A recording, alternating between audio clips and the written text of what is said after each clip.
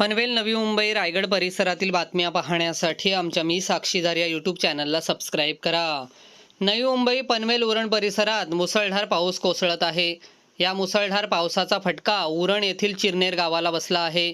उरणमधील चिरनेर गाव पाण्याखाली गेले। अनेक घरांमध्ये पाणी शिरल्याने जनजीवन विस्कळीत झाले आहे।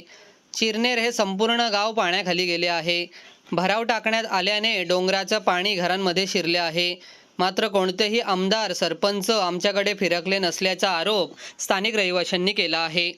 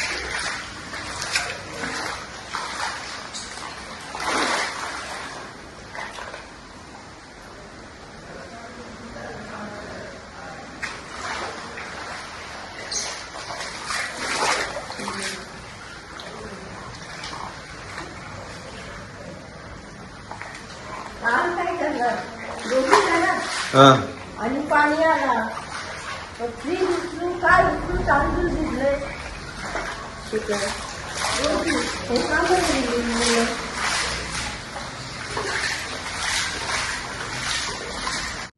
गाव तर पाण्याखाली आहेच। आता आमच्याकडे हा कातलपाडा आहे आमचा चिरनेरमधील।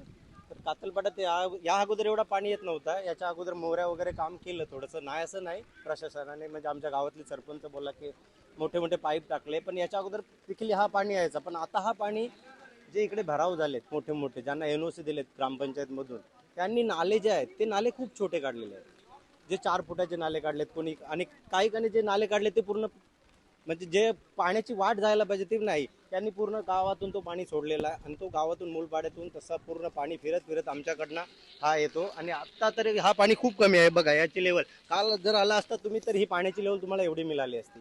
आमच्या घरातल्या सर्व वस्तू खराब झाल्यात। हे बघा पाण्याची लेवल तिकडे दिसेल बघा तुम्हाला, त्या खिडकीच्या लेवल पर्यंत पाणी आला होता इथे। या एवढ्या पाण्यात आमचे हो खरंच, परत प्रशिक्षणाचं पण हलगर्जीपणा आहे, परत आमच्या गावातली जे ग्रामपंचायत सदस्य बोला, सरपंच बोला, या सर्वांचा हलगर्जीपणा आहे यात। ऍक्च्युली एवढं पाणी आहे तर ग्रामपंचायत जे आहेत सदस्य बोला, उपसरपंच, सरपंच, त्यांनी इकडे बघायला आलं पाहिजे की मुलं बोला यांचे कुठे गेले असतील, काय करत असतील, हे काय करतात, यांना जेवण भेटले की नाही, काय आहे की नाही, काहीच नाही। या प्रशासन खूप लांब राहिलं। आता जे गावातले आहेत तेच बघत नाही तर प्रशासन काय बघायला येणार आहे इकडे आम्हाला? नव्याने डेव्हलप होते शहर, याला कोण बोलणार मॅडम? याला कोण बोलेल का? यांना डेव्हलपमेंट होईल, पण इथे काय डेव्हलपमेंट होणार सांगा? तुमचं नाव? माझं नाव रत्नाकर वशनिके।